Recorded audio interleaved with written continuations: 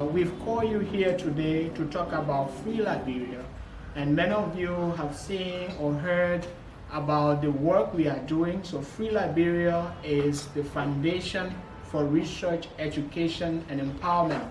Most often when we call the new Free Liberia, many think it's a political or other entities. Of course, politics is good for the transformation of the nation, but this is non-political, non-governmental organization that is here to bring positive change in 4 different areas. Number 1, we are focused on research solutions. Research solutions are very important. Now, the world has reached to a place where we cannot just continue to rely on our intuitions or what we think or believe, what is confronting or making, for example, learners not doing well, or what is contributing to poverty and different issues in the society. We have reached a point in the world where we have to operate based on evidence-driven resources, materials, to be able to make interventions in the country. Over the past time, from the media to actively working in other areas, including the Ministry of Education, we have realized that research is one of the weaknesses of the country. And I'm saying this because I have been on the table of discussions in many areas. Just last week, we were at the Joint Education Sector Review, and research is quite low. What that means is that if somebody wants to make intervention in sector X or sector Y, they may have to just think and then maybe go and have a dream and then make an intervention. This is not to say we don't have some research done, but we need to put research up. So Free Liberia, one of our goals is to promote research solutions. We'll tell you about some of the research we've already done as a way of supporting this. We have also talked about education as key to success, as education as something that will serve as a means of promoting the nation to another level. And I think it's our responsibility for all of us, especially those of us who have degrees in education and other specializations, to be able to do deliberate actions that will be able to support the education sector. So Free Liberia, our second pillar, focuses on education. And then our young people, we have youth-focused empowerment. So youth-focused empowerment is where we organize different activities for young people, and this was particularly a vision for me while completing my PhD in my early 30s, to realize that young people need to find out, they need to know, and they need to hear that they too can make it, they too can have better and prosperous lives they deserve in the society. So under our pillar of youth-focused empowerment, what we do, we organize monthly seminars here at Free Liberia. Many of you have attended our seminars on a monthly basis. We have our books. We continuously write books and resource materials that support young people. We provide mentorship for young people. We have a radio program, online programs that are able to support young people, and of course, advocating for the good of education. So like I said, we call you to let you know what Free Liberia is about and maybe share a few of the activities or work we have done so far. Now, the first pillar is research. We have been able to do research over the past time, and one area that have been critical and people have talked about most of the time is about the performances of learners. Most of us believe, well, the students are not performing because of X, Y, Z, they are performing because of this, because of that. Now, we cannot continue to operate on shifting blame and trying to dead trade. The society now has models, it has means to find out what is really happening. So we designed a research on student academic performance, focusing on why is it that our students are not doing well in the WAEC, the 9th graders, and why is it that some of them are not doing well in WACS, for example. So this study we conducted, we established that the learners we have, many of them are not highly motivated. Their motivation seems to be low. What is the implication of that?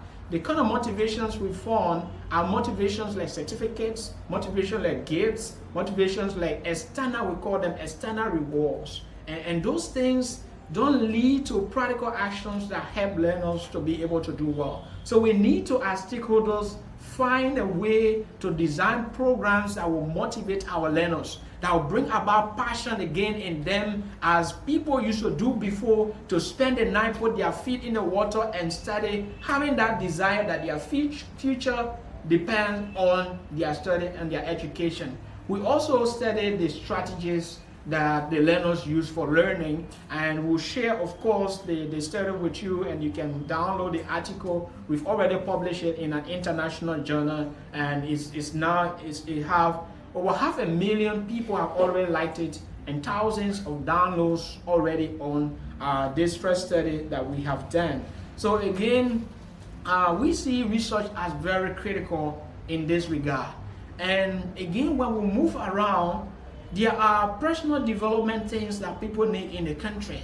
There are others, some of us graduated from high school, from college, but then we think that in the environment, we know we have challenges, and challenges are all over. Of course, for us, we have more, but as Free Liberia, we are designing different programs to provide materials and resources that are able to help our learners. That's why we have been able to publish, some of you have seen our books, we have been able to publish 3 books to be able to support the aspect of motivating people, like this book, The Youthful Champion. We have another book, The Champion's Thought. So we're trying to provide some resources that people can read to build their motivation. Of course, thanks to LBS for the space provided to introduce the motivational talk on the radio, where we are able to speak to you in the morning, encourage you. We want to have more partnership with more media so the message can go out, what people can do to be able to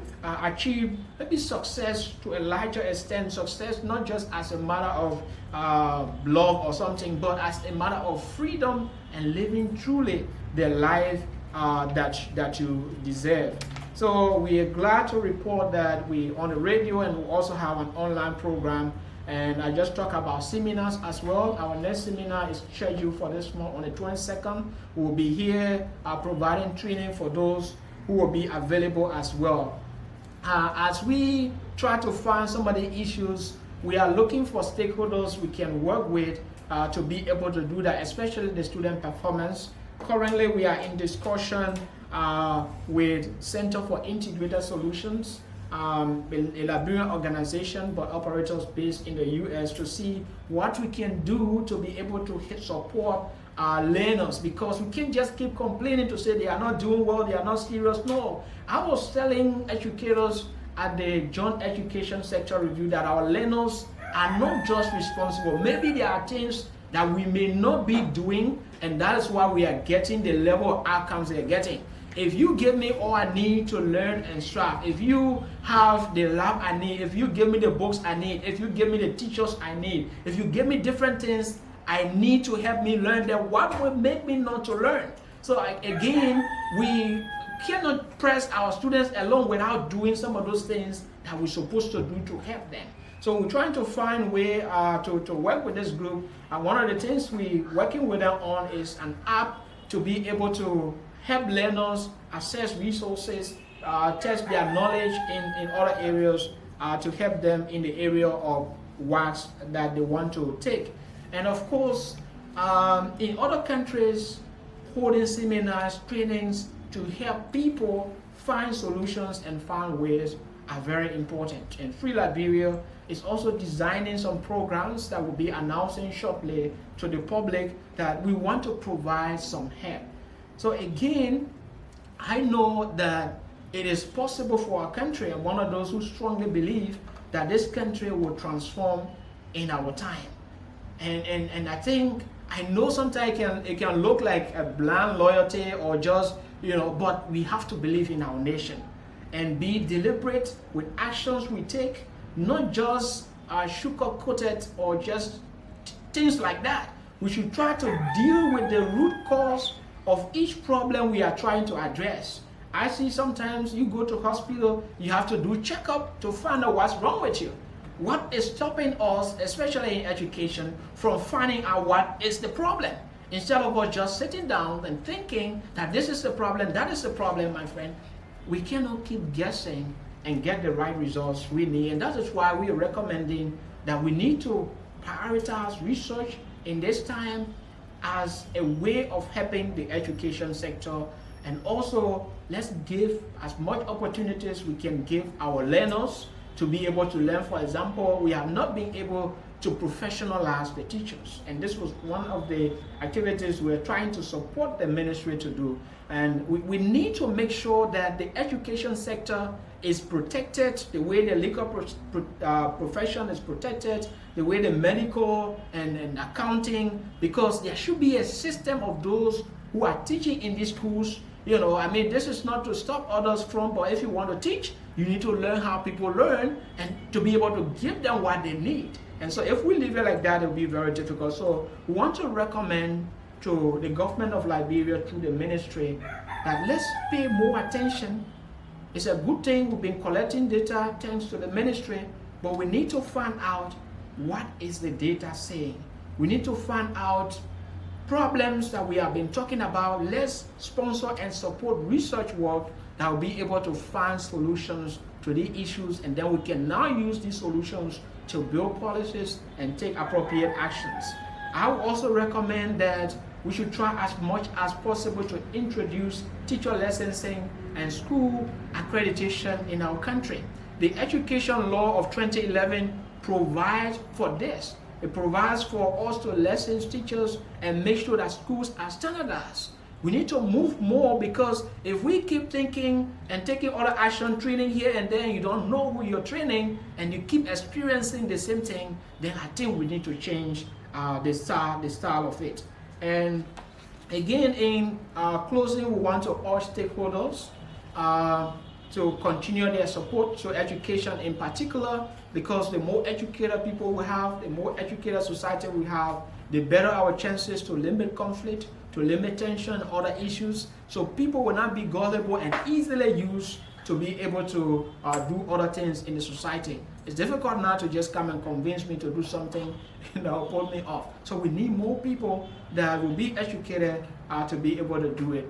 And in closing, we want to say Free Liberia is here to help, to support the government, to support organizations, to support our country in moving forward, especially when it comes to education. And we will continue to prioritize research. We will continue to prioritize activities that will be able to promote quality education for all, and at the same time helping our young people to fulfill their full potential that they have come with. Thank you very much. And if you have any questions, we want to have a society where people will be inspired to see true change in their lives and in their environment. That's what we stand for. Yeah. Thank you, sir. Thanks for the presentation. You talked about, you gave an analogy of going to the hospital. In order to know what's wrong with you, you must be tested. And with that, you found out your medical condition, which is an analogy that you try to align with the education sector of our country, that we must first of all know what is causing poor performances of our students in the country. You did a research. Perhaps I didn't get you right. Would you quickly just touch on the outcome of the research concerning the students of Liberia, and what approaches can we, institute to ensure that students develop more interest in education rather than having more interest in extended rewards? Okay, thank you very much. So I agree, and I want to re-emphasize that that is how it is. That's the best practice. The best practice is that if you have a problem, you can't just attack it like that. Even in your individual life, if you have a situation and you really want to solve that problem, you have to sit down and think and find out how you're supposed to deal with that problem. And if we go to the hospital, of course the doctor will look at you, see some symptoms or some signs, but he will take you to the lab and do your test and come up with findings, and based on that they make intervention. That is what Free Liberia is recommending that we do in education. If we have an issue, we cannot conclude that this is responsible for that issue. I mean, those are the things of old. The world is now in the 21st century, that when we are doing things, it is better to design a research project to be able to find out what is going on. And this is key. And that's why we were very curious, and people keep talking about, we'll give you the report and of course the entire article that you can read about the study, and you can be able to report adequately on that. But the purpose of the study was to determine why are our junior and senior secondary students not doing quite well, low academic performance. Why do we have low academic performance? So we decided to look at, and this is through other research, other things that could positively influence the performances of learners. One of them can be motivation. It's a category in the life of a person. Your motivation can determine whether you will do well or you will not do well. Another thing is the strategy you're using, the method of studying, the procedure of studying. We're also looking at it. And then we have physical factors hindering their learning, maybe poverty, maybe lack of school fees, lack of other things. And so when we check all these, under motivation, we have different kinds of motivation. We group them into two called intrinsic and extrinsic motivation. This is not all designing, but those are the motivations we have in education. Now, the extrinsic motivation is based on the reward pattern, which means that if I don't give you a reward, you may not study. If I don't give you high grade, or if your parents don't hold a party for you when you pass or something, then you don't feel happy about it. And then we have a category where intrinsically you know your life depends on this and you want to take action to address it. So we're studying that. We realize that the motivation that our learners have is based on reward system. Maybe like thank you, maybe like praise, maybe like grade. That's why some of them will even may go to the extent of paying for the grade, because they want to see that as a reward. And people getting more certificates, sometimes without the true value of life, true value of education behind that certificate. So that motivation, we need to work on it. How do we do it?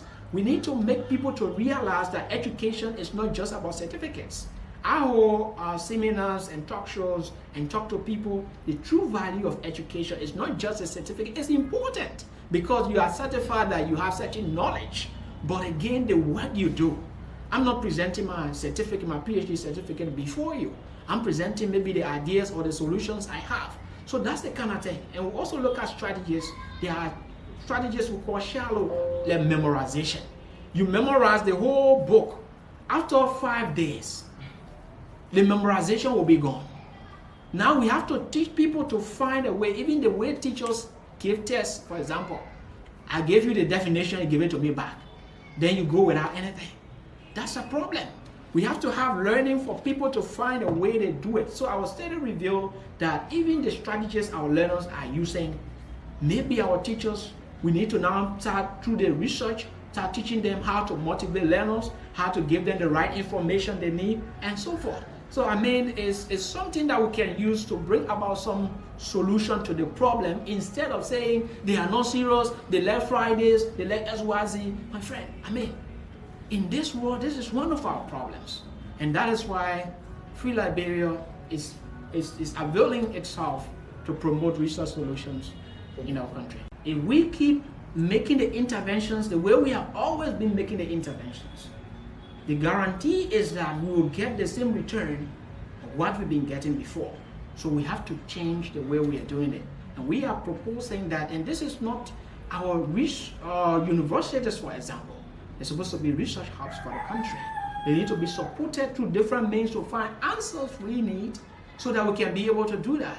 Free Liberia is thinking about establishing, and we will announce that to you in the next meeting. We're just having some discussion to establish the first academic journal for the country. The academic journal where when you do research, for example, if you're doing masters where you teach at Cuttington or UL, you can be able to publish your work. I have about 7-8 papers, research papers, published on my own. Okay, you can be able to publish your work there. There are students from Liberia who are studying out. They collect information on gender issues. They find answers. But then you want to do a policy on girls' education, you can't find evidence, you can't find information. And these are not difficult things. These are not what we call bukumente. It can all happen. And that's why we are calling on those who care about Liberia and its transformation to give in and pay more attention. Let's find solutions. Let's support programs that will be more practical and help to transform our country, because we have a responsibility to help to move our nation forward.